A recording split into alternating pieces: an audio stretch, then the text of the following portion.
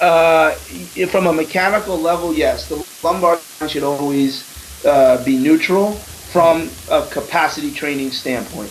If I am looking to locomote in the vertical, Yeah. if I am looking to develop fitness qualities, then yes, it is non-negotiable that the lumbar spine be neutral. However, if we are working on other components of the human movement spectrum or changing pain, there will be some, many opportunities where the lumbar spine should flex to roughly 53 degrees, extend 16 degrees, and rotate 12 degrees right and left for a total of 24 degrees. However, those ranges of motion are like the bandwidth. Yeah. That's the total, that's what the joint should be able to do without any control. Yeah. But when we do control it, it must be neutral, which is what we know as a mild lordosis. Everyone will be a little bit different. Neutral should be maintained in terms of the joint-by-joint approach, and I believe McGill would very much agree with that, and I would certainly say it, yes, in capacity training. There are times where something like touching your toes, where the spine is not neutral, has value. That's not the joint-by-joint anymore. I'm selling you the joint-by-joint for capacity training, fitness, and general human locomotion. Yeah.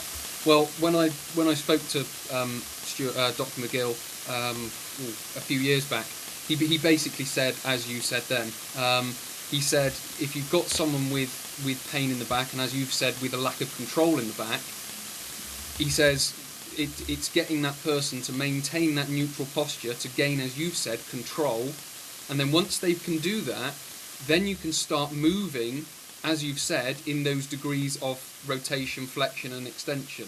Because he kind of described it as like money in the bank. If you're strong in that neutral posture and you've got control, you can then start to allow yourself to move out of it, which I guess is sort of moving along the same lines as you've said, but maybe just from a different angle. Yeah, I agree with everything that you just described.